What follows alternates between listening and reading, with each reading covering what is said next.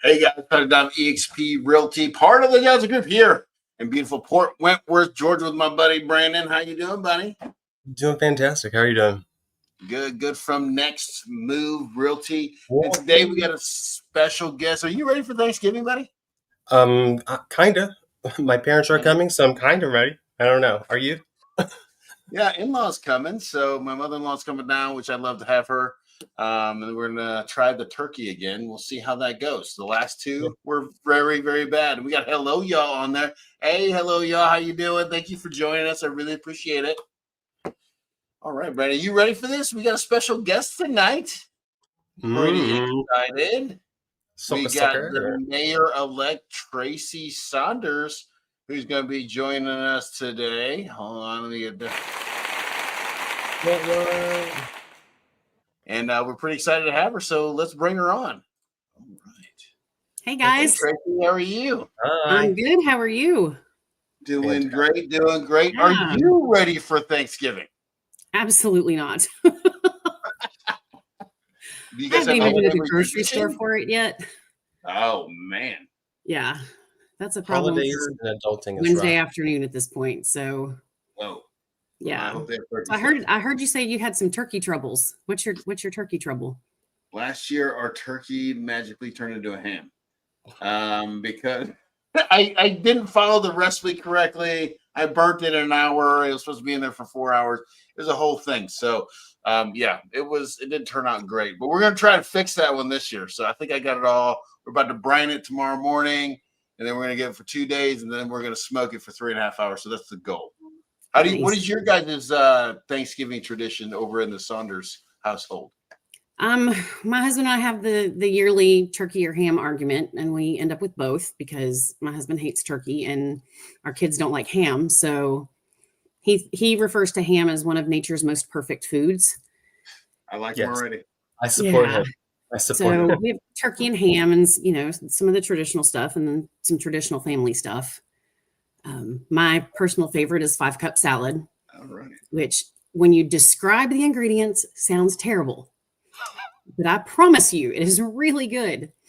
So it's a can of pineapple, diced up pineapples, 5-cup salad, okay, a cup of pineapples, a cup of mandarin oranges, a cup of coconut, a cup of baby marshmallows, and a cup of sour cream. I love all of that. See, Brandon's face is what I usually get when I tell people about it. It's the sour cream that kills everybody, but hear me out. It's weird. It is so good. The juices from the fruit sweeten the sour cream, so there's just a hint of the sour. And love sour cream though, so it could be like a heavenly hash, kind of like, what do they call that? Heavenly goddess salad or something like that. I really love the way you're going there. Josh says he likes turkey, but Brandon doesn't, so ham it is. Duh. And then Crystal, my Rick, says it's hey, Crystal. Awesome. Thanks for coming. Who is the one above Crystal? That's Josh. That's Brandon's husband. Oh, hey, Josh. That's if you're watching right now, thank you so much for coming. I really appreciate it. And I'm super happy to have Tracy on here. And I want to get you guys' questions. So we don't want to belabor the thing. If you have any questions for Tracy, please type it in the chat. We'll get to as many questions as we possibly can. But we're going to start this out with Brandon. Brandon, go ahead. Start off our question extravaganza. Oh, my God. I love the extravaganza. Okay, so the biggest, most important question that we have for you right now is, what is it like to be the first woman mayor for Port Wentworth? It's been very interesting. Becoming the first female mayor wasn't even part of my plan or my agenda. I just wanted the job. And it wasn't until leading up to the election that it became a thing that people started talking about. I've gotten congratulations from a lot of people. I've gotten a lot of random advice on the kind of shoes that I wear, my clothes, my hairstyle. I even had somebody give me advice on lipstick. Apparently, I admit I am not a fashion queen. My fashion identity is way closer to frumpy English teacher meets emo goth chick than it is professional suits. So in the last month leading up to the election, I have acquired an astonishing number of blazer jackets, which I am learning to dress with. I've had a couple people who've become really good sort of coaches on things that I need to do, things that I need to be doing, who I need to be meeting with, what I need to be learning. For me, the focus is more on just learning how to do the job than it is on how to do the job as a woman. But there are whole situations out there. There's conferences, there's classes, there's groups that focus on how to be a woman in politics, because honestly, the rules are very different for women in politics than they are for men. And there's no way around that. It's sad that it's still true in 2025, but I live in the real world and I know that there are different expectations of me as a woman. I can be a strong leader, but if I'm too strong, then there's a special word that people refer to me as. And it rhymes with witch. Huh? It rhymes with witch. Yes, I'm just like, yeah. And honestly, men don't deal with that. If you're a strong leader, you're commanding, you're present, you're in control. If you're a woman. So Whoa. There's a lot of subtleties that I'm learning about how to move in this position. I am absolutely loving it, though. I have always considered myself a lifelong learner, and I am learning so much that honestly, tonight my brain's a little scrambled. I was in meetings all the way up until 3:00 today, and then I went and helped with the turkeys, and then spent a little bit of family time, and then did some show prep, and now here we are. So, Was Well, I said, go ahead. Was anybody giving you advice, Kylie Jenner or anything? no. Okay, well then, okay, bye. But I will say this. I don't doubt the good intentions of anybody who's given me advice. And in the long run, yes, I have terrible fashion sense. I've always known that.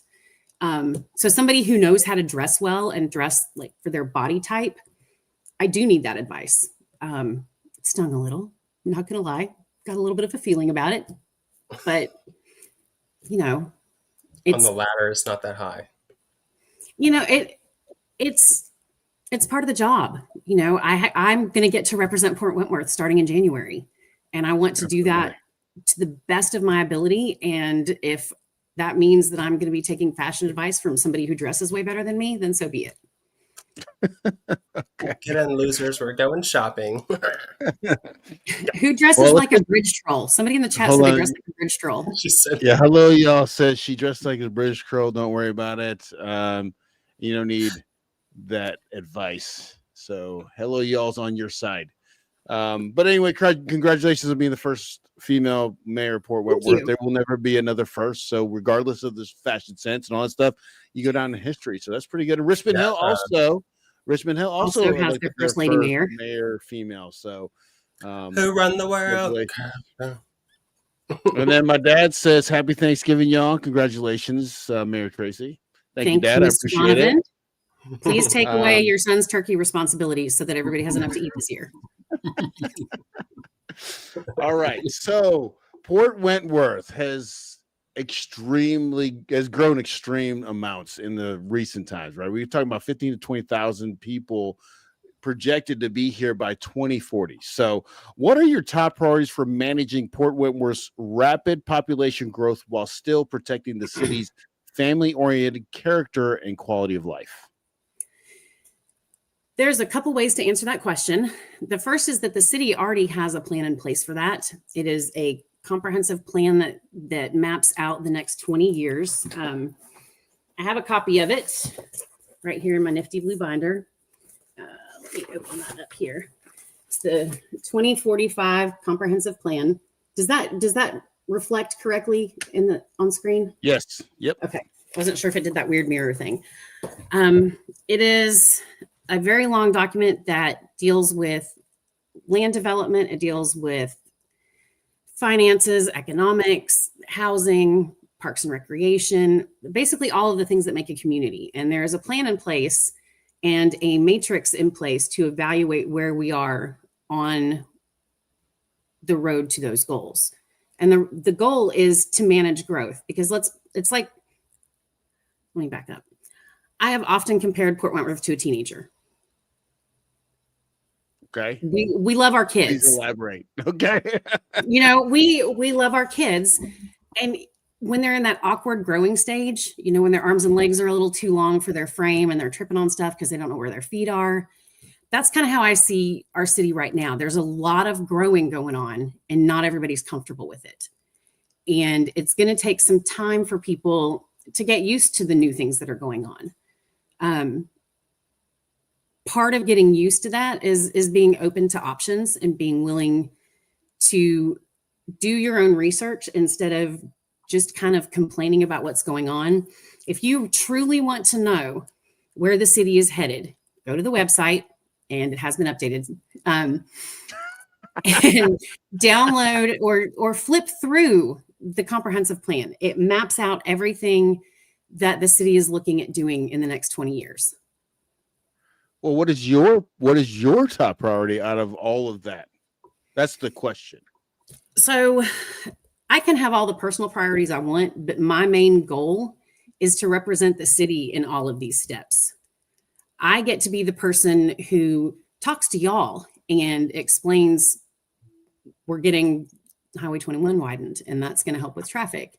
Or, there's some, you guys in planning and zoning voted to, what was the one, the business where oh gosh, I can't think of the name of it. There were some planning and zoning issues.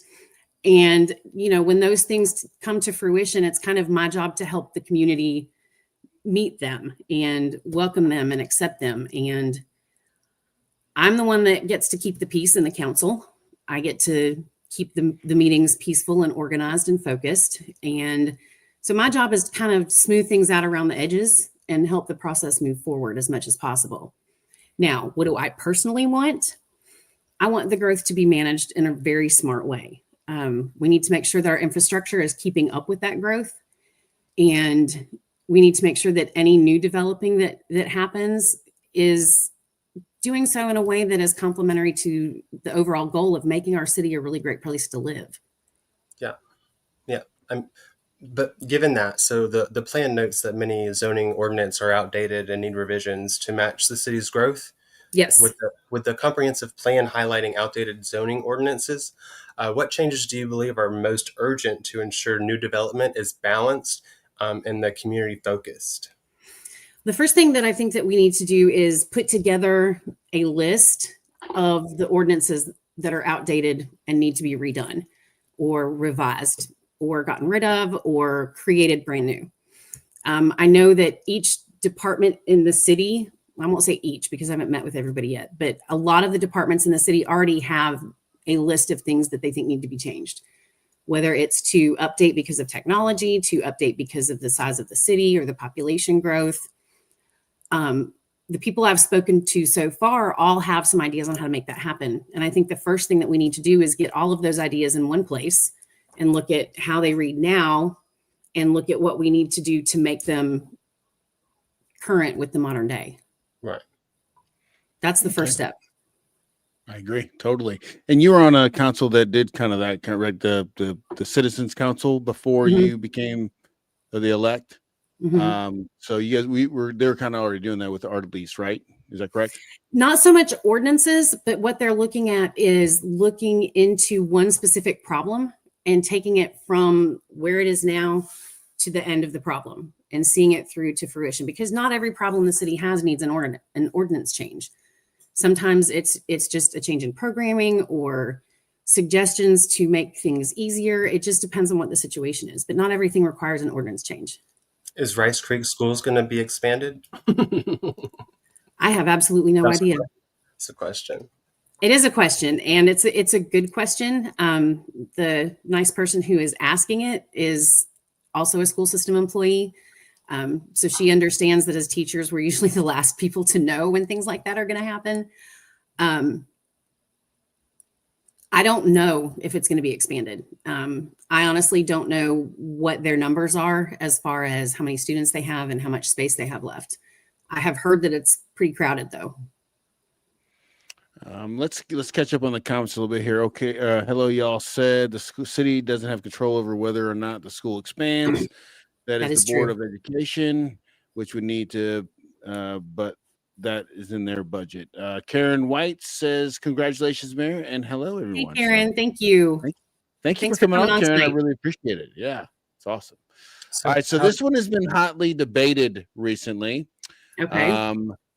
So I saw this on Facebook, and this kind of just came up. So there's a lot of talk about building a data center in Port Wentworth. And from everything I'm seeing, the burden really lies on the residents that are near this data center, okay? Because they have so much power needs and so much water needs. So what do you think about the data centers coming to Port Wentworth? I think that it is way too soon in the process to even form a good opinion and an educated opinion about it. I saw the newspaper article this afternoon, like many of you, and that was my first dip into the possibility that it was something that could happen in our city. I have a lot of reading to do and a lot of research to do, and I think it behooves all of us to kind of take a step back, take a breath, and find out the science behind the things that people say about it. I have definitely heard that they use a lot of power and they use a lot of water. My first concern as both a citizen and the mayor-elect is, can the aquifer support it? Will our water supply be able to fuel the needs of something that uses that much water? Can our power grid hold up under it? And if not, what would need to be done and who would pay for it? Because exactly, anything that we would have to do as a city to support building something like that, in my personal opinion, Tracy Saunders, private citizen, I think that should not fall on the taxpayers. But as somebody who is going to be in a leadership position in a couple of weeks, I definitely have not done enough research. Like I said, I got a text message from a friend of mine with that article today. So that's when I found out about it. I was leaving a meeting and was checking my messages while we were waiting for everybody to come out so we could take a picture together. And so I was just as blindsided as everybody else. I know that there are definite things that are a detriment when those come into a community. I also, thanks to Google and ChatGPT, got some information about how they can be a benefit. I also know that there are types of data centers that don't use the water that the water-cooled systems use. And so one of my first questions with anybody who wants to put in a data center is, how are you going to do this and it not have an effect on the community? The best technology that I saw in what little bit of time I had to research was that there are ways that you can create the cooling system needed, but without the millions of gallons of water that it would take every day. So I just think we need more information before anybody makes plans to build anything. But I'm like that with a lot of things. I want to know as much as I can beforehand. All right, Crystal, I saw your comment about electricity will skyrocket. This is me not knowing enough. I don't understand how somebody else's use of power is going to make mine go up. And so again, there's a lot of research to be done. There's a lot of things we need to find out. And Georgia Power will figure out how, so I'm sure they'll be fine. What about the ditches on South Coastal Highway? Not big enough for the amount of water during the heavy rainfall. We have flooded 2 times in 7 years. Okay, Karen, what I would like for you to do is to either text or email me. My information is on my Facebook page. And if not, hang on a second. This is sad. I don't even know my own phone number. I have it. Well, no, I set up a Google number for my campaign, and you don't want to give out your real number? I was advised not to. Okay, that's fine. I mean, honestly, in 27 years, I've been giving my real phone number to parents of my students, and I've never had a problem. But I was advised very strongly not to do that in an election. Mine's all over the internet, so. Oh, well, all right. So my Google Voice number is 912-495-8433. 8433. I put it in the comments so you guys can see it. Okay, absolutely. And write it down. Karen, what I can do, I can bring that up with the city people tomorrow. I spent all day today and I'm spending all day tomorrow meeting with the different department heads in the city management structure and finding out basically what they do, how they do things, what's working well, what they think could be improved, and what they think the role of the mayor ought to be in what it is that they do. Again, I'm an English teacher, so I don't come from a governance background. So I wanted to make sure that I was hearing from people who are in the trenches every day, who answer the phones and do paychecks and make plans and, just basically talking to everybody. Right. Tomorrow, I am meeting with the police chief, the fire chief, with, who else am I meeting with tomorrow? Police chief, fire chief, getting a tour of the wastewater. You're getting to know all the people that advise you, right? So, and that's great. I think, any job I've gone into or is brand new at it, there's a lot to learn. You get in the fire hose to the mouth trying to swallow all this information. So we don't expect you to answer all the questions here tonight. Of course, please keep sending your questions. Crystal says that the data centers rape the land, and that's what I'm saying. So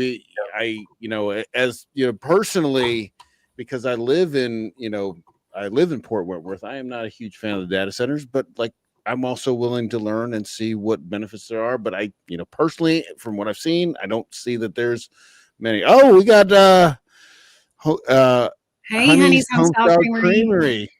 Thank you for coming. Yeah, I would think that maybe if you could put the solar panels on top of it, maybe that would help lessen the. I don't know. Brandon, if that was the solution, they would have done that and not done what they're doing. So well, that's definitely just probably part not of the solution. Listen, that is something I have said from the beginning of my campaign, is that if you're going to build a warehouse, you need to fill the roof with solar panels. Yeah. At least do something that's going to make it better for the community. And, that could be something that could lower power bills. But then I found out that you have to do different roofing and there's different engineering that's involved with putting that much weight on a roof, which makes sense. But yeah. Well, that would be a good way to say this is how we propose it, rather than saying, well, it's going to affect somebody's power bill with this thing and affect the community with this type of thing. You can be like, don't worry, we're doing solar panels on top of the roof, so it's not ruining the land, nothing like that, because those solar fields are bad for the land too. Right. But it's not. We'll Google it. We'll talk about it later. Okay. Because you drive past that one coming from the roundabout side of Springfield to Pooler, and there's that massive solar field. So then I went on a rabbit hole, but it's been a hot minute. But I know it wasn't good. Okay. You want to read that question? You want me to get it for you, Brandon? You got it? Hello, quick question. Do we know what the drive-through will be by the new retail complex next to Bojangles? We do not, but if you will text me your question, I will find out and let you know. There you go. And her number's in the comments, so yes, scroll up and you'll have my number, and it goes straight to my phone and makes a little thingy sound. So we'll continue with our questions that we have. I think this next question is going to be more. There's going to be more comments after this next question. So this is totally, this was one I was excited about. So a huge thing, because the one thing in life, one of the only things that really, really grinds my gears is traffic. So Port Wentworth has kind of a traffic congestion, transportation kind of stuff. So with the traffic congestion, the truck traffic, and the lack of alternative routes that are listed as major weaknesses and threats, traffic congestion is one of the biggest frustrations for residents. What improvements or future projects are you most focused on to relieve that congestion and improve the transportation flow through the city? Well, the projects that I would focus on are ones that right now are already in process. There is another idea that's kind of being tossed around that I think could help, but it needs a lot more research and would require a pretty long development timeline. Highway 21 is being widened. That process has already started. If you watch, you'll see surveyors and surveyor marks out alongside the road. Benton Boulevard is getting expanded. Highway 21 is going to get expanded. So they are widening the roads to accommodate the additional traffic. Now, the Effingham extension of Benton Boulevard, when that opens, that is expected to take a decent chunk out of the day-to-day traffic on 21 because it's another route that goes the same direction. So those two things will help mitigate some of the traffic problems. In the meantime, while those things are happening, it's probably going to get worse before it gets better. Just like, honestly, like the chicken pox. We've all been on 16 for the past 12 years, 15 years. Yeah. And so, it's one of those things. And unfortunately, the way that the state handles widening roads is they don't widen the roads along with the development that goes in. To you and I, it would make sense to be like, okay, we're going to build 5,000 houses back here. We need to put in another lane of traffic. The state doesn't see it that way. They wait until those houses go in, and then traffic is a problem so that they have the numbers to back up the money that they're going to spend on the project. Who is that go-to person? Who do we contact about that? Because I have some things to say. I need you to text me your question, and I'll find out, and I will let you know. I'm like, these people kill me. I'm not going to offer an answer or an information that I don't know is correct. And I'm not afraid to say that I don't know something. Hey, I love it. But I will give you my number and I will find out what I can. Huh? Let's not blow smoke. We don't want to blow smoke. No. Great. I'm a pretty blunt human being. And I see Crystal's talking about community gardens. I think that was one of Tracy's last time we spoke. That was one of her things. Yes, we are. And who's this local? Well, I don't know how to. Is L. Caldwell? L. Caldwell. L. Caldwell. Part is expanding more or the port is expanding. More warehouses are inevitable. With the expansion, there will be more housing built. What do you feel about the expansion of the ports, and how do you plan to balance industrial and port related growth with the needs of residential neighborhoods, especially in the affected truck traffic and noise areas? Okay, so one of the things that's required of newly elected officials in Georgia is participation in GMA training. GMA is the Georgia Municipal Association, and there are classes that you have to take in order to keep your elected job. If you don't do them, they can remove you from office. And that is state law. That's not just recommended protocol, it's state law. The classes include things like government finance, planning and zoning, Robert's Rules of Orders and running meetings and all of that stuff. I don't know the specific numbers, but I know that there is a percentage of development industrial, percentage of development housing, percentage of multi-family housing versus single family housing that's considered ideal in a lot of situations. I don't know what those numbers are off the top of my head. I could text somebody and find out because I know she knows them. But I think that we need to make an effort to include more housing in what we're doing. There is a housing crisis in the Southeast. Even more specifically, there is an affordable housing crisis in the Southeast. Oh yeah, we talk about it all the time. Yes, I'm sure. And I think it's more a cultural thing in our culture than people realize. We've gone from single parents, like not single parents, like a stay-at-home parent and a working parent. Nowadays, you can't buy a house on that. And we've gotten away from that, but we've also increased the amount of money that we're spending on things that aren't housing. If you look at the things in your life that you spend money on, cell phone, internet, cable, fancy fingernails, all of those things add up and could be part of a mortgage. And I tried to get my students to sort of understand that when we talk about becoming an adult, is that you have to make decisions about how you're going to spend your money. And I think the other part of the problem, Mr. Donovan, is that people don't build small enough houses that people can afford anymore. Like everything's got to be a big house, and developers don't pay attention or don't want. Let me retract that. I don't see building affordable housing as being a thing that a lot of builders would focus on because I don't think that they would make as much money. Well, Does that track? Like, and I D.L. guess Horton, is that a thing? let me just correct you real quick, and not to say Please you're do. wrong, but D.L. Horton, they're on Waterside in Rice Hope. Those Okay. were geared towards under $300,000 so they could be more affordable. Now, do I think that they're worth that much? I don't know. I guess the market.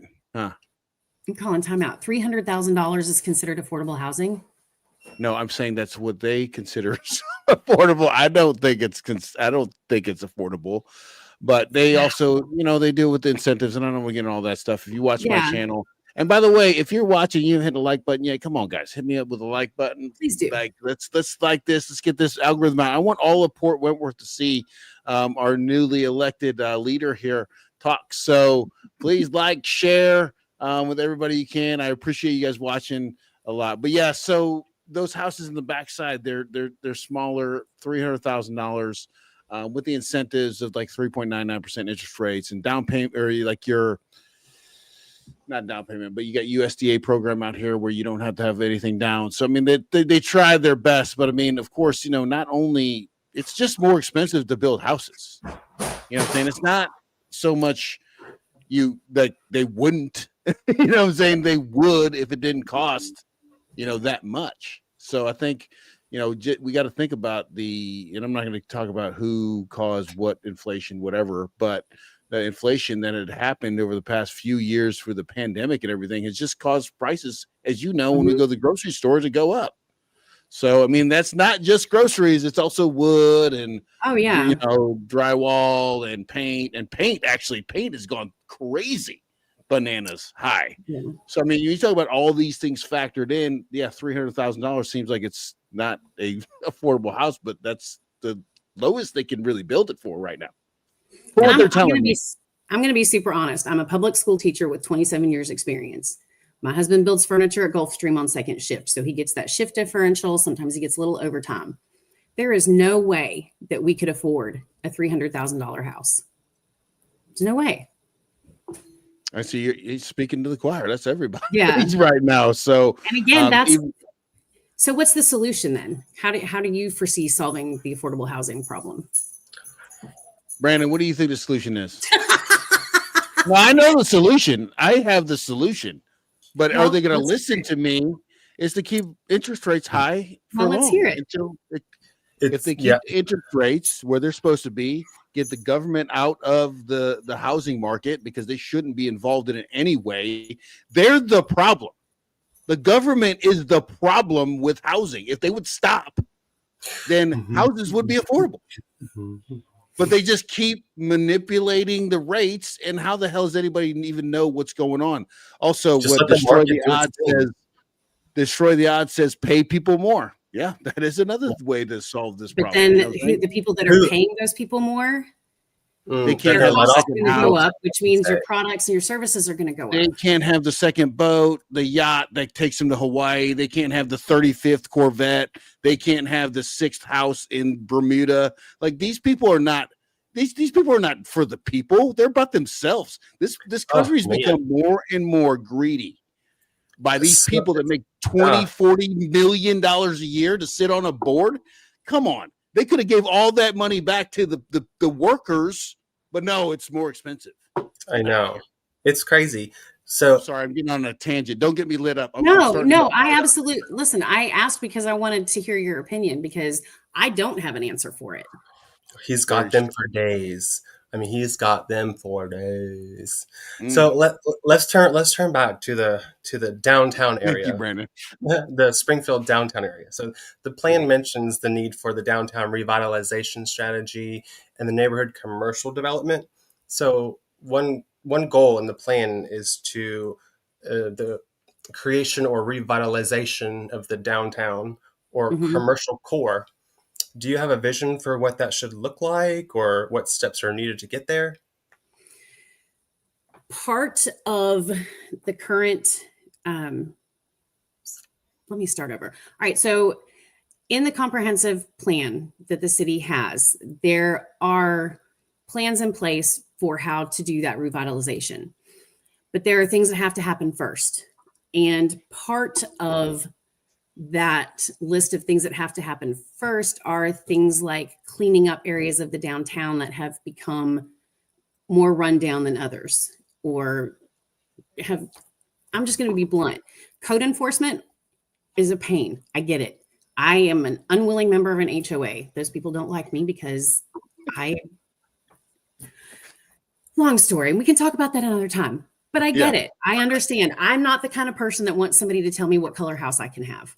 Like if I get a wild hair and want to paint it pink, let me paint it pink, which wouldn't happen because ew. But the whole point of code enforcement is to clean up the neighborhoods to make them look like the people in them are invested in their community. Now, I get that there are financial issues that can keep people from doing the things that code enforcement is saying that they need to do. I know that a lot of cleanup is a pain, especially because those ordinances haven't been enforced for a long time. But if you're going to find investors to invest in a downtown and to revitalize that downtown, the people have to be invested in it. There are a significant number of people in Port Wentworth in the downtown area who don't want anything to happen along that corridor. And I have heard them say, just leave us alone and let us live it out. The other part of Port Wentworth wants things like investment and improvements and developments and shops and restaurants. And I would drive into downtown Port Wentworth for a decent cup of coffee, if there was a nice little coffee shop. And those are some of the things that they're looking at putting into that area. Right now, the city doesn't own the property in order to do that. And that's the next step is for the city to be able to purchase that land. And that's an ongoing discussion and debate that I am not privy to. But I know that that's part of the process. But the first step in that is to get the downtown area cleaned up so that investors, when they see it, can see beyond what needs to be cleaned up. They know it's going to be clean. Crystal says not Starbucks. Oh God, no. Sorry.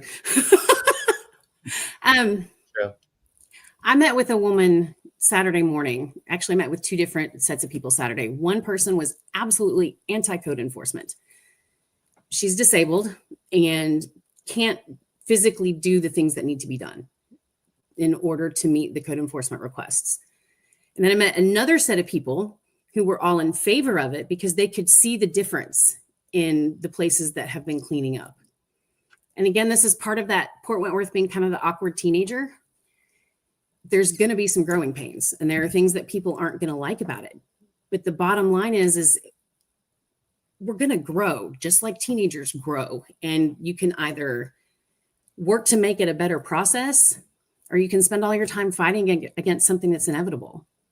This is when we need to go back to the community, helping the community and supporting the community. Like exactly. If you know that someone can't do it, like, why don't you go offer to help them, or give that old lady my number and I'll go help her.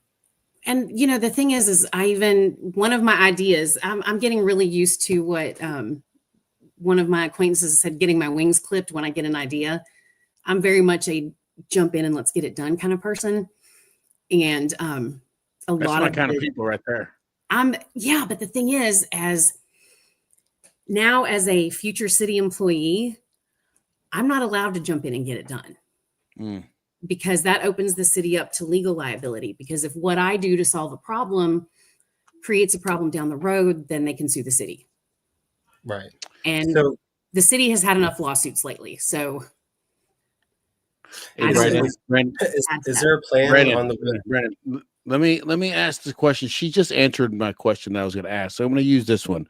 Is there a plan on the way to unite Port Wentworth, new Port Wentworth, with old Port Wentworth? That comes from Emily Ganser. Thank you, Emily, for your question. Thank you, Emily. Emily. Unite old and new Port Wentworth. And I think that's what Anchor Park, right?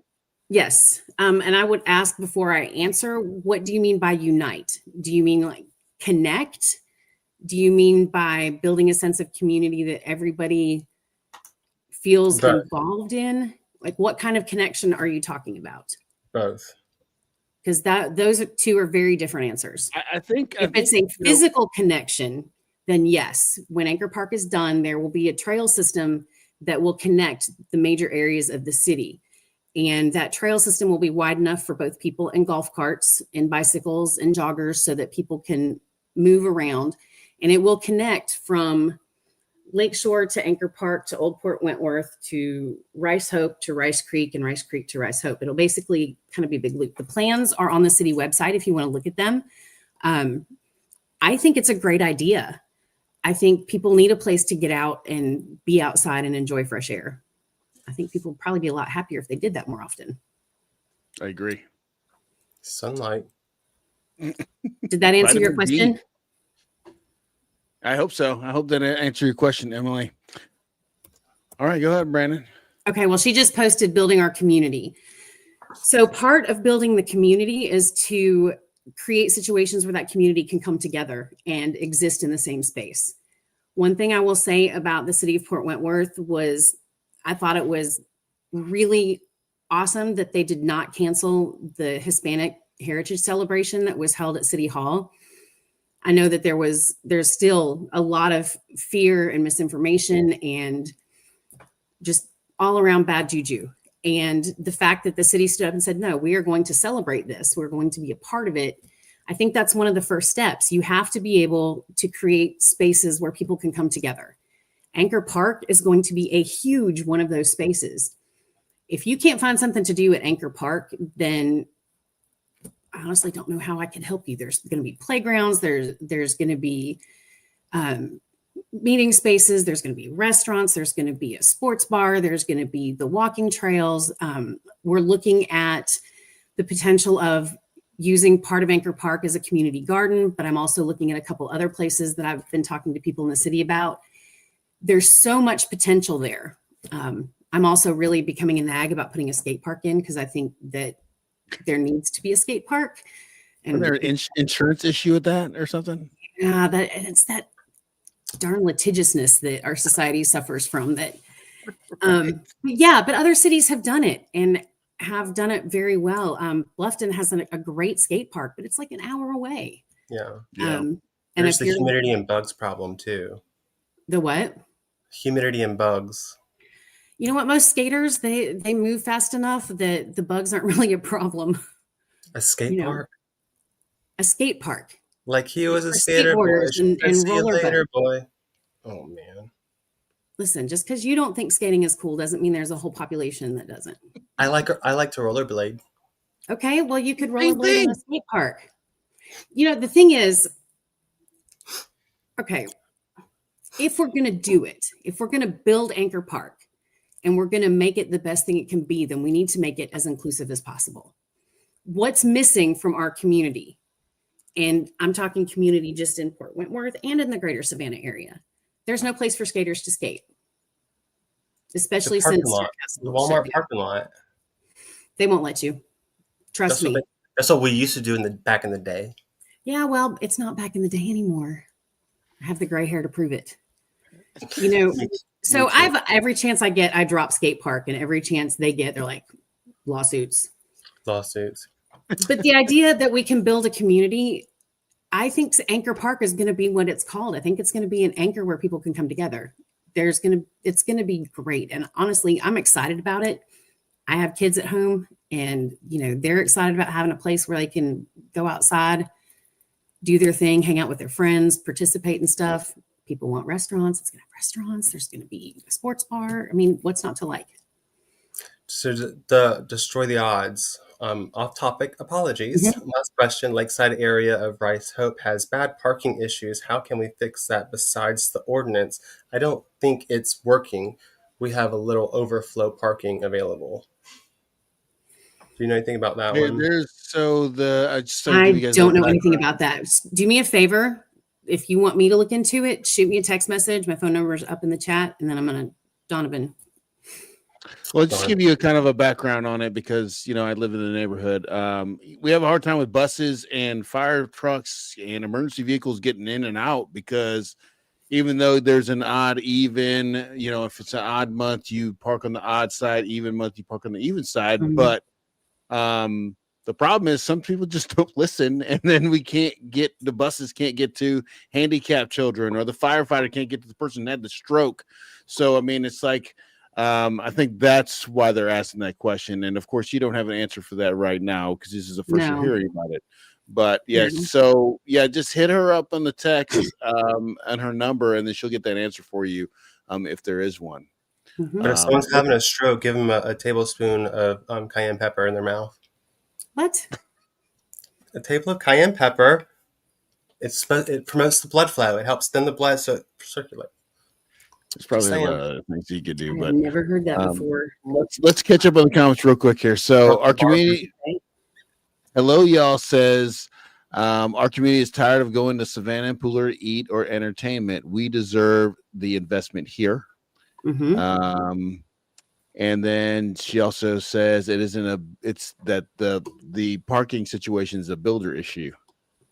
And then Crystal says, and where would the data center even be? I've already been pushed aside for Dollar General. Okay. Let me go back to we deserve the investment here because I can actually respond to that. I've done some research on it after our last session and somebody commenting somewhere about why are we getting another McDonald's. I love McDonald's. So, you what? I love McDonald's. Ew. Yeah. I can't eat their food, so it's a non-issue for me. I have celiac disease, so I can't eat anything with wheat, and all of their products are contaminated for me. So anyway, so to answer the question about restaurant investment, the only type of restaurants that can afford to build a brand new building and build a standalone restaurant are the national chains. And frontage property on 21 is not cheap. So you have to look at something like a McDonald's that has a lot of money where they can invest in something like that. We'll come back to that. The other thing is, and as far as that specific McDonald's is, Publix owns the land that McDonald's is being built on. So McDonald's that's building there is doing a land lease. So they're leasing the land, but they're putting their building on it. And companies like McDonald's can afford to do that, but companies like the guy that I met that is trying to open a barbecue joint can't. And building a standalone property is just too expensive for independent business owners. So until we get some more retail space, which is happening, we're not going to be able to get the kinds of restaurants that Pooler has right now. Because if you think about it, all of the really cool places to eat in Pooler, for the most part, are either in strip malls or they are part of a mixed-use development like Tanger Outlets. You know, they have that restaurant space that's supported by the outlet mall around them. So as we get more of that sort of strip mall development happening, then we can get places like that. And it does happen slowly but surely, and it is happening. I'm excited for the barbecue joint. So love that. So with the housing diversity and affordability, the plan highlights the need for more diverse housing types and options for seniors, first-time home buyers, and young families. How do you plan to guide the future housing development so that it includes a mix of affordable workforce and senior-friendly housing options? Well, the Habitat for Humanity homes that are in the process of being developed are going to go a long way towards some of that affordable housing. I love their program. You know, people have to be invested in them with sweat equity and not just financial equity. And once those people start to move into those homes, then, you know, that becomes a place for affordable housing. And, you know, Habitat does a really great job of matching people with homes and teaching them the process of home ownership and what you have to do as a homeowner to keep your property value up. So that's part of it is recruiting things like that Habitat for Humanity neighborhood and making sure that the people around that Habitat neighborhood understand that this is not Section 8 housing. This is not like project housing. This isn't low income housing. It's affordable housing. And the kinds of people that are going to be participating in that are your standard everyday people who have regular jobs. Yeah. So my role in that, I'm sorry. We used to have to. When I was in high school, I cheered for high school, and we had to volunteer for it. So I've done the Habitat for Humanity building stuff for like 4 years in a row. It is Yeah. really cool. It's You learn a lot. it's a nice feeling that you're able to go out there. You don't want to be up that early, and you don't want to have to do all that work, but it's nice to know that you're actually doing something that's gonna help somebody, and I actually need to look into that because I want to see about signing up on that thing out. It's a good cause. I like it. It is a very good cause. And it helps people who would not be able to afford that cute little $300,000 home get into a house. And I'm being a little facetious because I don't see how $300,000 is affordable for regular people. Well, some builders are offering incentives as of $199. Yeah, they are. Well, see, and that's the whole thing was, and this is kind of, and we're going to let out the secret here, the industry secret. But to be honest with you, and I've said this before, the builders don't want to drop prices because it hurts their appraisals on their next houses. So they don't have a choice but to keep going up until the market rebuffs them, or hopefully the government doesn't step in. But I'm hoping that they just let the market do what it's got to do. I cannot. We got another question here. Is there Aldi coming to our town? Yes, we are getting Aldi. Where is it going to be? It's going to be in that housing development, or not housing, in the development area right in front of in front of Rice Creek on that side of the road. Across the street from Publix. Yes. Is across the street, or is it in that lot right there that they're working on now? No, that's the McDonald's. No, that's the McDonald's. The Aldi is going to be across the street by the car wash, right? Yes, on the opposite corner. I feel like I would want an Aldi's before I want a McDonald's. That's fine. We're going to get both, so perfect. And we're also getting a Wawa, and there are some other things in the works, but again, all they will do with me right now when I ask questions about stuff I'm not supposed to know yet is just smile and say next month. You can't sit with us yet. First. Yeah, like I don't get the background information of anything because I'm not the mayor yet. And honestly, I got to give a lot of them some serious shout outs because I ask a million questions. I don't know if you can tell or not, but I talk a lot. And they've put up with me since the beginning of the election. So, I definitely appreciate the information they're able to give me. Is there any talk about the part buying out the houses along the coastal highway close to the ports or anywhere in the downtown area? I have no idea. That is part of building negotiations and development negotiations. And I have zero access to that information. Are you talking about for the expansion, I assume, Karen? Yeah. It's got to be, right? It has to be. The Karen, Wawa. Did we miss a question? I was so excited about the Wawa. Yeah, that's what I just asked.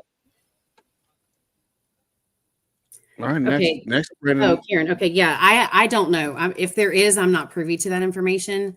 A lot of those background negotiations happen in executive session because they can't share that information out with the public until the contracts are signed. So even if I had that information, it would probably be executive session information, which means I couldn't talk about it anyway. Makes sense. But honestly, if you call the city office and ask for Steve Davis and ask him, he'll tell you whatever answer he can give you legally. So or what's his number? What's his number? I can put in the comments. Hang on a second. At least the political response.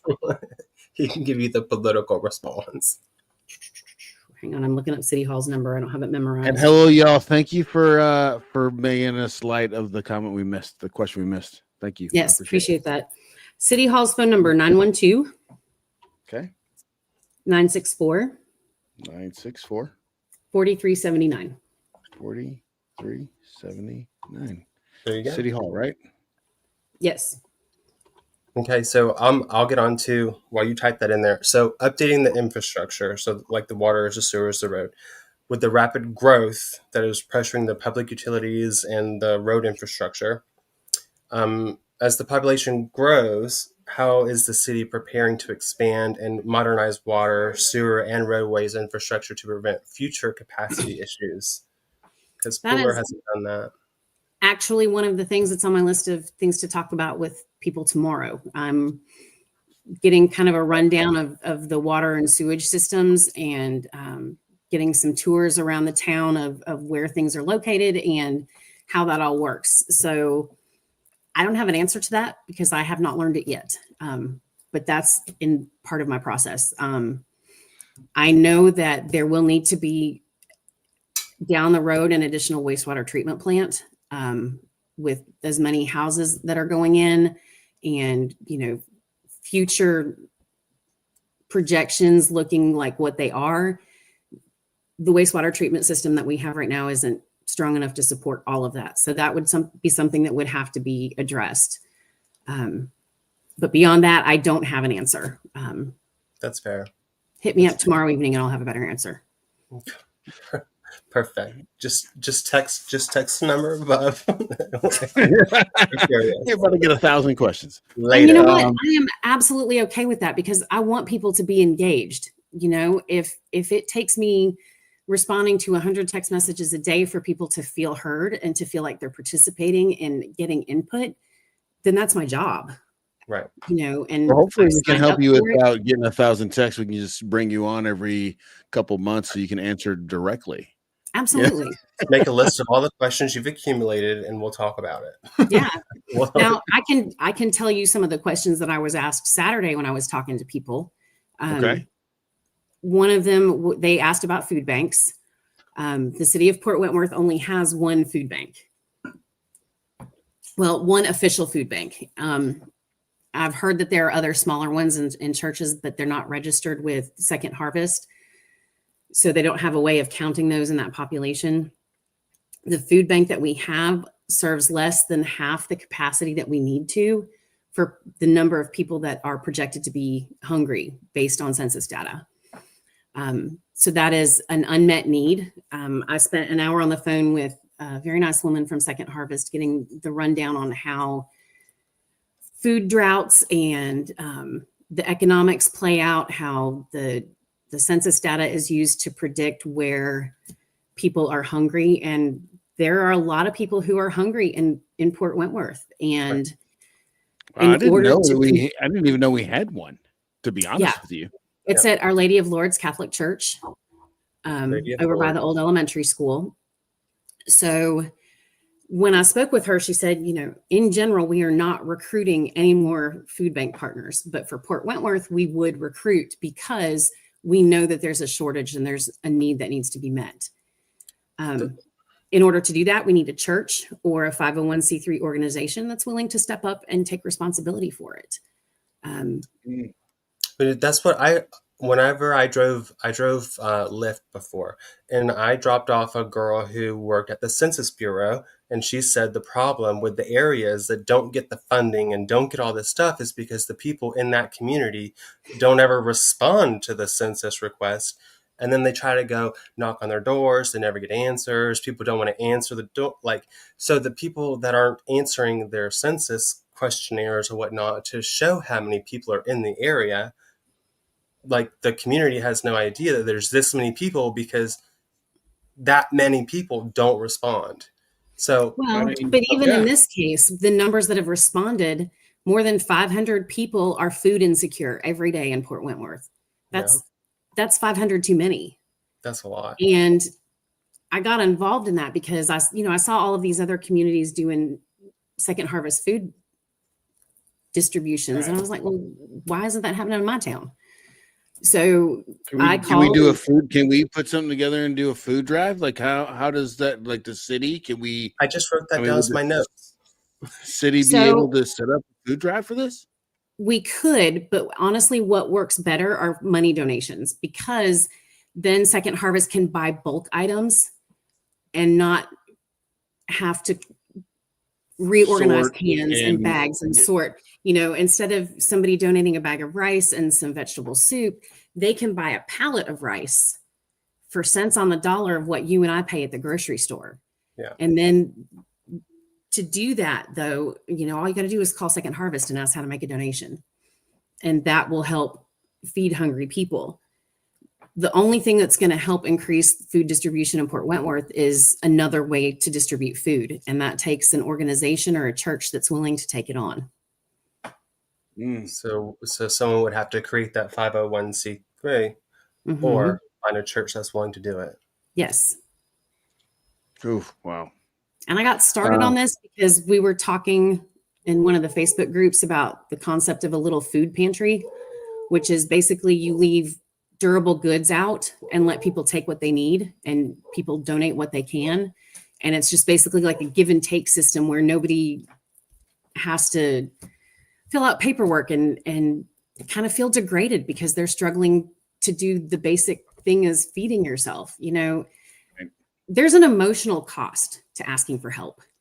And a lot of people who haven't been in that position don't understand that. That pride. Mm-mm. You know, it's not even really pride, it's your dignity. Like I've worked with populations that have been food insecure as part of being a teacher, and it hurts people to ask for help. And like the little food pantry idea is a way to just operate on trust. You know what? I'm going to put this food here and the universe is going to do with it what it will. And, you know, we talked about the kinds of things you could put there and the kinds of things that you can't. Second Harvest can't operate something like that. It has to be in a secured storage space so that they can make sure it maintains temperature control. And there's a whole bunch of regulations that go along with running a food bank. We can't do a free little pantry on anywhere close to the level that Second Harvest could do. And after I heard their numbers, they do a fantastic job. Yeah, I knew. Remember Chris from Weichert used to work at Second Harvest. You remember that, Brandon? Yeah. They did a lot of good stuff. Yeah, but that's it feels like something that I think, you know, I hopefully, you know, as a community, we might be able to come together on this. I don't know how we talk to churches or something, but I mean, I didn't even know that was an issue right now. So, I mean, like, we didn't even think to look at it. So thank you for bringing that. What other questions were you asked besides the food pantry? I was asked if there are any programs or services available to help senior citizens and the disabled to do some home maintenance, to help them not just meet the standards for, you know, the yard cleanup and stuff, but to do basic things like fix a broken window or look at the air conditioner and see if it can be saved or help them find a window unit. I did not know this until Saturday. There are a lot of people in the downtown area who don't have any heat or any air, like no AC, no heat, because their units are blown and they can't afford the fee to have somebody come out and look at it. Wow. Give them the lady that I went and talked to, she actually had a list of questions for me from her neighbors that I don't know why they didn't want to talk to me, or if they didn't believe I was going to show up or what, but you know, there was a whole list of questions: the food bank question, the question about social services, the question about whether the inspector people can go in your yards, and the answer is yes, they can. They are fully vetted police officers. They have fully vetted guns. They are there to do the job, and they are allowed to do the job. But, you know, this woman, basically what would solve her problem is a storage cabinet that she could leave under her carport to put her stuff in. That would solve her problem. A bookcase that she could put her shop vac and her cleaning supply. She's an Uber driver. And she was keeping her things in the middle of her carport so that they wouldn't get rained on, because on the edges of her carport, there's nothing there to keep her stuff from getting wet. Right. The city went in and, you know, and I understand, a pile of stuff in the middle of the carport. It's not a good look. Sorry. We have to, yeah, exactly. we have to do our jobs. But for her to move the stuff over out of the center is going to expose it to the elements. And, you know, somebody out there's got to be able to build a bookshelf. I've got 4 ideas. Okay, let's hear Already. Let's go. Take me to her. Brandon's like, we're going to go fix some stuff. Yeah. You know, I mean, like I said, I think, you know, when we talk about uniting the city, right? We were talking about what Emily was saying. My barber, by the way, thank you for watching, Emily. That's didn't she give you your hair like that, Brandon? Yeah, that's her. I know. But I'm anyway, coming. I'm coming and I'm coming and I'm coming and don't judge me. but I mean, one of the things that we're talking about is uniting the city, not only just as far as Anchor Park is concerned, but this could be something I think when you talk about the newer side. And of course, times is hard for everybody, so I'm not trying to spend other people's money.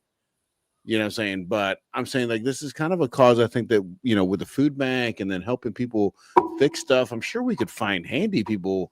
I mean, we got Tim Parker in our neighborhood that's really good and handy. I mean, we got a lot of people that are handy, you know, around here. So maybe that's something Well, we could get on. You know what I'm saying? as a future government official, I can't be a part of that because my involvement puts the city liable.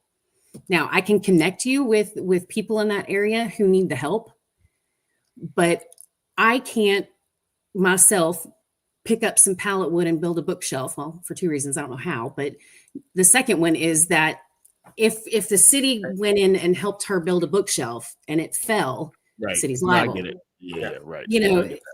and Okay, I understand, but there's if there are people out there who are willing to take these on, there are good people who are Did struggling. you write these down, Brandon? You wrote these Right down now, already? I've been Right there? writing everything down. Okay. Listen, All right. give them. You can, if someone comes to you and they have this kind of problem, just say, call this person. I'll come do it. Let us know and see if we can't help in some kind of way anyway. I mean, like Emily says, what would be great way to try and find out what folks need? What would be the best way to try and find out what folks need so that we could help? You know, I've found out about this woman. She reached out to me from my phone number and I got a text message from her. And, you know, was upset about, you know, the warning letter that she got. And she was trying to do what she can, but she can't move some of the stuff to the curb for garbage pickup. And then there was a garbage pickup issue. And now, you know, she just reached out. She's like, I don't know what to do. So, you know, there are people out there who need the help, and I don't mind sending people in different directions, but there needs to be somebody outside of the city government who's willing to take on that organization and run with it. I'm You know, texting you right now. I absolutely would have. I mean, honestly, I was planning to take a tarp to her to at least cover the stuff to keep it from getting wet. I can't really do anything beyond that because as of January 1st, that puts the city as liable for my actions. And I don't want to jeopardize the city's situation with another lawsuit. But I know there are people out there whose heart is in the community and who want to do things. You know, it's just a matter of somebody organizing it. I can Hello, do it y'all all. says she can organize it. Okay. Well, y'all have my number. Text me. It's I on just Do Not text- Disturb I right just now, so I'm texted not you. hearing text messages. But seriously, you know, we have We an need to do a opportunity. fundraiser. Really I'm good. already Yeah. feeling a fundraiser right now. I'm feeling There's a some fundraiser. we can Emily do Well, looks like she's ready okay, for a fundraiser. Before we jump off on fundraisers, I need to put in a pitch for something that's being organized in the Facebook Port Wentworth community group. There's a group of us who are trying to provide Christmas for the people who live in the nursing home in Port Wentworth. And so we need 80 Christmas gifts. We need 80 Okay. small Christmas gifts. If you're interested in helping out, shoot me a text message. I'll send you the list. It's got everything that we're looking for. But it's basically comfort stuff for some lonely people. And All right, guys. If you're watching, like, let's get something together. I mean, like, this is the way. 80 gifts. I think we can come with 80 gifts. I can make is at there least anything 20. in particular, or is it just anything? hang on, let me pull up the list. I don't remember if I saved it or not. I don't think I saved it. All right, hang on. I got to get on Facebook real quick. Shannon O'Berry is the one that is organizing it. Hold on, am I on my Facebook or am I on my mayor Facebook? Which one am I on? No, I'm on mine. Hang on. Got to switch. Well, we can get the list out. Yeah. Some other time. And like I said, you know, if you want to participate, let me know. Okay. And her numbers in the show. We've been here for an hour and 9 minutes, so I'm assuming he probably had to relieve himself. Okay. But Crystal says Shannon's great. Emily says Pruitt and we are in for helping. Hello, y'all says it's my paid job to organize. And the Port Wentworth community Yes, page has it is it posted. on there. Yeah, it's posted there. What's awesome is that where you think is that where all like for stuff that Port Wentworth is trying to organize, is that the place to go? Is the community page? It has 3,000 members, which is huge, but not even half the city. Well, not even a third, really. But it's a great place to start. You know, if you hear of something like this, and you know, you go out and you talk to your neighbors. The only way to build community is to participate in community. I agree, And totally. you know, that means going outside and talking to your neighbors. And you know, I texted several people today from the turkey giveaway. I was like, hey, do you need a turkey? Do you need food? When I'm done here, I'm going to deliver a couple turkeys. You know, it's just about reaching out and trying to make the world a little bit better than you leave it every day. And I feel like if everybody did that a little bit, we wouldn't be in near the predicament that we're in now. I agree. Yeah, I It's about agree. division nowadays. Listen, I agree with that. Who said that? Who's the last comment? Hello, y'all said the group is a little yucky and mean. Listen, as somebody who was very recently a target of the yucky and mean, I can definitely agree with you. However, I'll entertain. we are not going to meet grumpy and mean with grumpy and mean, because that just reinforces the grumpy and mean. Just cute and sassy. Listen, I'm not about that life. I'm not going to turn on the witch switch unless I have a very good reason to. Did you find that list? Well, it's No, on the Port we're Wentworth going to deal with it after. We're going to do that later. We're running long here. But Brandon, let me ask you, is there anything we're missing we didn't ask her? No, I'm learning a whole bunch of stuff, but I have stuff maybe like we'll talk about later. Okay, excellent. And Tracy, is there anything you wanted to put out that we didn't give you a chance to put out? I just want to say thank you. You know, the people of Port Wentworth, all 820 something of them that voted for me, thank you. I say that sort of facetiously because we're a city of almost 17,000 people. I feel like more people should have voted. But those of you who voted for me, thank you for that trust and for that belief in me and the kind of person I am and the job I want to do. And for those of you that didn't vote for me, maybe you will next time, if there's a next time, because that first time was a doozy. You know, I'm excited. I'm humbled. I'm ready to do it. So let's make it work. I'm excited for you. I think it's gonna be great. I think it's gonna be fantastic. If you want to get a hold of the mayor-elect, her number is up in the comments. It's the one that's just by itself. I want to thank everybody for coming and participating. All the questions from Crystal to Emily to hello y'all to what was the destroy the odds, Karen, everybody for joining. I really, really, really appreciate it. And we're going to be trying to do this every month. I'm supposed to have a city council person on here next month, right? Mm-hmm. Yes. Probably going to be Sean, right? Yep, Sean or Mark. I don't remember which one was going to go first. So that's going to be the Monday before Christmas. So I'm trying to do Port Wentworth every month. So we're going to have a new person up every month. But of course, Tracy, anytime you want to come on, you just let me know. We'll make a Monday open for you if you want to say something, okay? I appreciate it. And anytime you guys have questions, you know how to find me. So we've got your number. Yes, you do. Thank you so much for coming. I really appreciate it. Brandon, as always, you're the man. And everybody that watched, if you haven't hit a like yet, you haven't subscribed to my YouTube channel, please like, share. Let's congratulate Tracy on her ascension to mayor, and I look forward to the inauguration. You and me both. I think it's going to be. I'm just excited about the chance to do the job and to help. We're excited to see what you do. Hopefully, I won't trip on my face. Well, and if you do, you got to get back up. That's all that matters. As long as you get back up, dust off, move on. All right. Well, it's a pleasure talking to you. Honor, and thank you all for watching. I really appreciate it, and talk to you guys soon. Thank you.